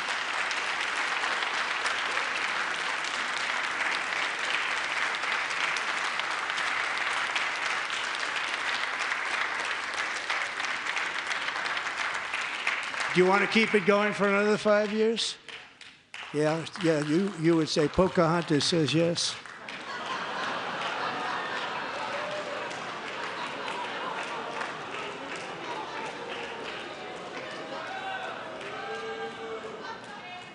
$2,000 people are being killed every single week. More than that. They're Russian young people. They're Ukrainian young people. They're not Americans. But I want it to stop. Meanwhile, Europe has sadly spent more money buying Russian oil and gas than they have spent on defending Ukraine, by far. Think of that. They've spent more buying Russian oil and gas than they have defending. And we've spent perhaps $350 billion, like taking candy from a baby. That's what happened. And they've spent $100 billion. What a difference that is. And we have an ocean separating us, and they don't. But we're getting along very well with them, and lots of good things are happening. Biden has authorized more money in this fight than Europe has spent, by billions and billions of dollars. It's hard to believe that they wouldn't have stopped it and said, at some point, come on, let's equalize. You got to be equal to us. But that didn't happen. Earlier today, I received an important letter from President Zelensky of Ukraine. The letter reads, Ukraine is ready to come to the negotiating table as soon as possible to bring lasting peace closer. Nobody wants peace more than the Ukrainians, he said.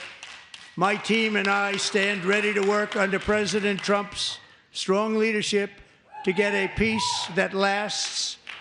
We do really value how much America has done to help Ukraine maintain its sovereignty and independence.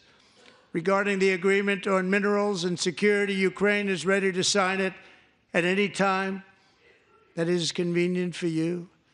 I appreciate that he sent this letter, just got it a little while ago. Simultaneously, we've had serious discussions with Russia and have received strong signals that they are ready for peace. Wouldn't that be beautiful? Wouldn't that be beautiful?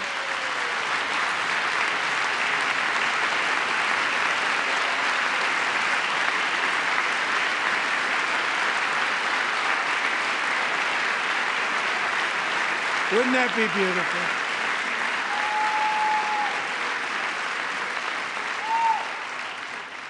It's time to stop this madness. It's time to halt the killing. It's time to end this senseless war. If you want to end wars, you have to talk to both sides. Nearly 4 years ago, amid rising tensions, a history teacher named Mark Fogel was detained in Russia and sentenced to 14 years in a penal colony. Rough stuff. The previous administration barely lifted a finger to help him. They knew he was innocent, but they had no idea where to begin. But last summer, I promised his 95-year-old mother, Malphine, that we would bring her boy safely back home. After 22 days in office, I did just that, and they are here tonight.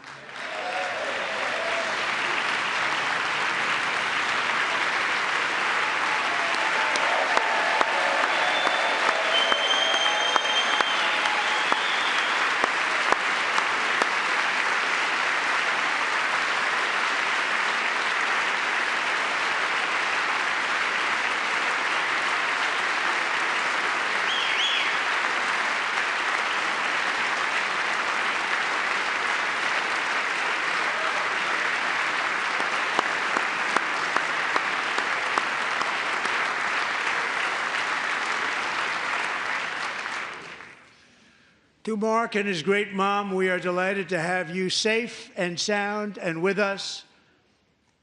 As fate would have it, Mark Fogel was born in a small rural town in Butler, Pennsylvania. Have you heard of it? Where his mother has lived for the past 78 years. I just happened to go there last July 13th for a rally. That was not pleasant. And that is where I met his beautiful mom right before I walked onto that stage. And I told her I would not forget what she said about her son. And I never did I? Never forgot. Less than 10 minutes later, at that same rally, gunfire rang out, and a sick and deranged assassin unloaded 8 bullets from his sniper's perch into a crowd of many thousands of people. My life was saved by a fraction of an inch, but some were not so lucky. Corey Comparator was a firefighter, a veteran, a Christian, a husband, a devoted father, and above all, a protector. When the sound of gunshots pierced the air, it was a horrible sound. Corey knew instantly what it was and what to do. He threw himself on top of his wife and daughters and shielded them from the bullets with his own body. Corey was hit really hard. You know the story from there. He sacrificed his life to save theirs. 2 others, very fine people, were also seriously hit. But thankfully, with the help of 2 great country doctors, we thought they were gone and they were saved. So those doctors had great talent. We're joined by Corey's wife, Helen, who was his high school sweetheart, and their 2 beloved daughters, Allison and Kaylee. Thank you.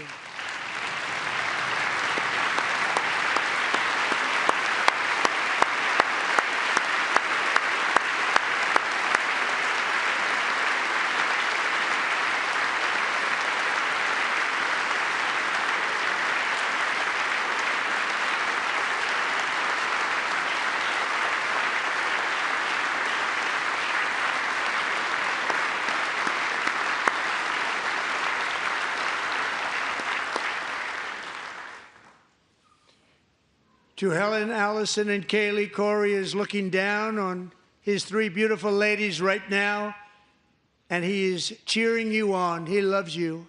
He is cheering you on. Corey was taken from us much too soon, but his destiny was to leave us all with a shining example of the selfless devotion of a true American patriot. It was love like Corey's that built our country, and it's love like Corey's that is going to make our country more majestic than ever before. I believe that my life was saved that day in Butler for a very good reason. I was saved by God to make America great again. I believe that. Thank you. Thank you.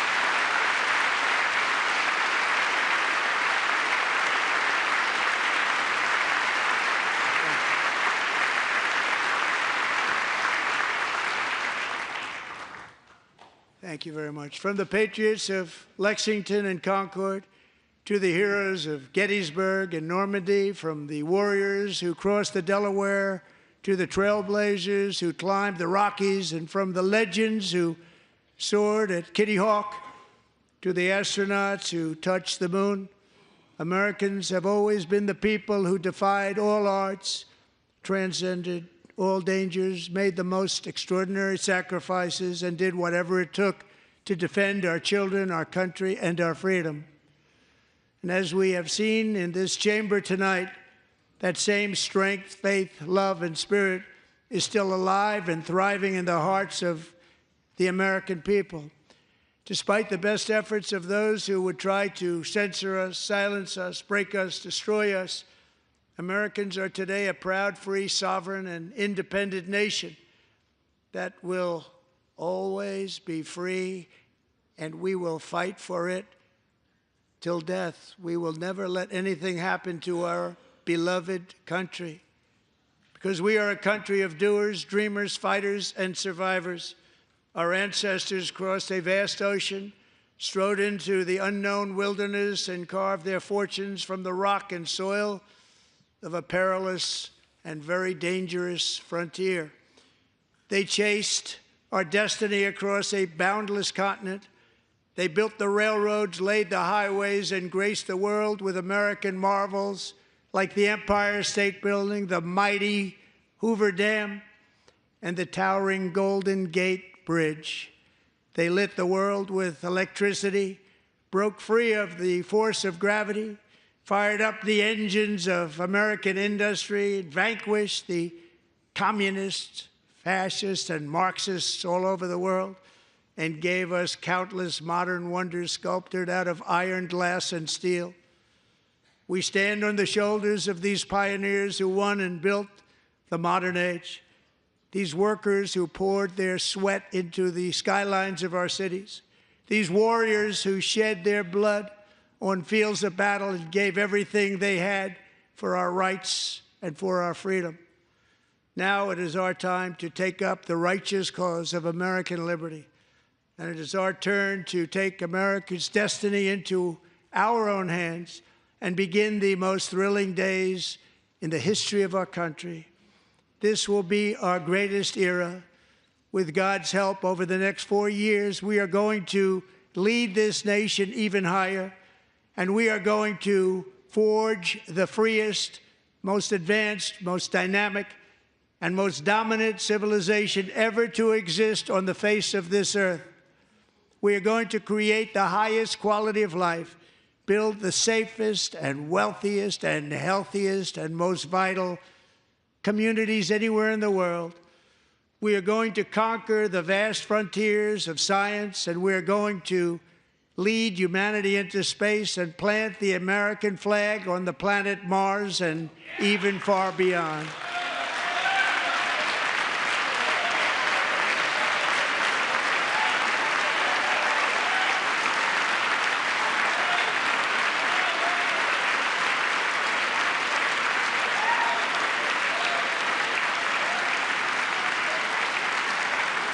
And through it all, we are going to rediscover the unstoppable power of the American spirit. And we are going to renew unlimited promise of the American dream. Every single day, we will stand up and we will fight, fight, fight for the country our citizens believe in and for the country our people deserve.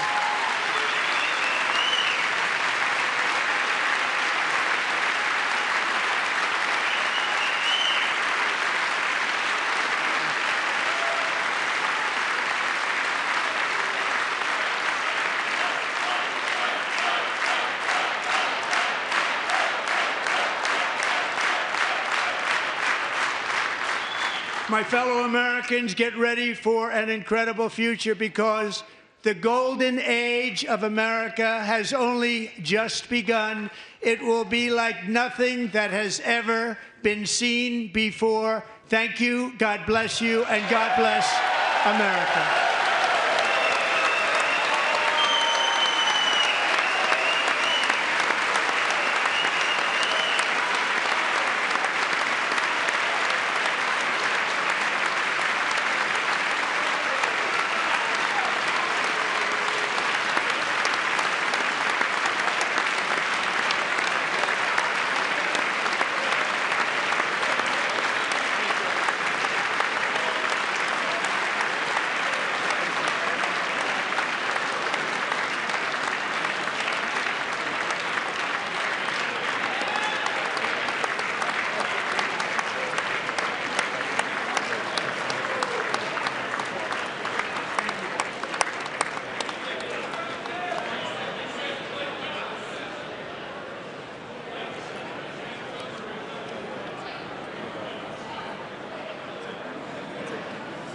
Thank you very much. Great job. Thank you. Great honor. Thank you. Thank you. Get this place going, all right? Thank you, sir. Thank you very much. Great honor. Thank you. Thank you, Mr. President. Thank you very much. Yes, sir. Very much. Thank you very much. Appreciate it. Thank you. I see you soon. Young people to go over there. Well, I'm trying to. Great guy. Thank you. That's your favorite. Thank you. Thank you.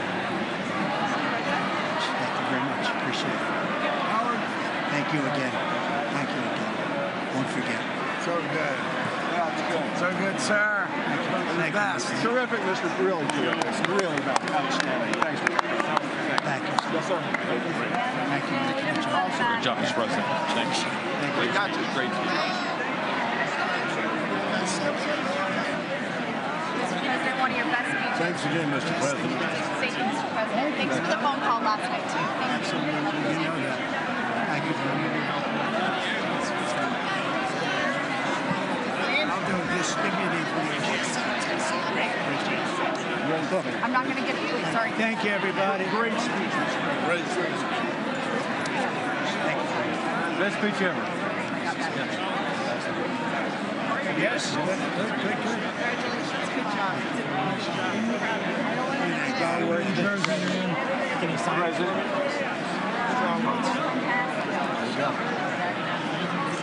President Roger Williams, thanks for the call. I love Roger Williams. Thank you. You don't have to introduce yourself. Thank you, sir. Mr. President. I know you better than you do, Roger. Thank you so much. My great baseball player. America Good is- job. Great job you're doing. America is back. Thank you so much, Welcome you Mr. back in President. Pennsylvania anytime, sir. They stood for. Thank you all. They stood for another country, not our country. That was phenomenal. It's sir. hard to believe, isn't it? That was fantastic, sir. That was amazing. Thank you very much. Thank you. Quick selfie. Mr. President. Good job, Mr. President. Thank you so much. Great speech. Great speech. Yes, sir. President back in Pennsylvania. Oh, they're just like, I want to say it all. absolutely. West Virginia loves you. Oh, good. How you doing? All right? Did you get a chance to shake his hand earlier? Do you want me to get a picture of you shaking his hand or anything? You're good. Thank you very much. Let's do biofilm. Thank you, darling. Great, sir. Thank you. I love you. Best speech on the floor ever. Yeah, it was so good. Thank you So very good. much. Hey, you rocked it, Mr. President. We're with you. 100%. Crushed. Thank you. Really good. It was Congratulations. awesome. Yeah. Best speech ever. Thank you. It was. What's the best Mr. President, that was a great speech. That was awesome. God bless you. It was wonderful. Thank you. Great job. Let's go. Get down to that. You get down. Good luck. Yes, sir. Thank you. It's so great. Thank you, everybody. Good job. Thank you for mentioning God needs to help us. Thank you, Mr. President. It's true. Mr. President. Thank you. Thank you. Great speech. Great speech. Thanks for taking my call. Good luck to you. Yeah.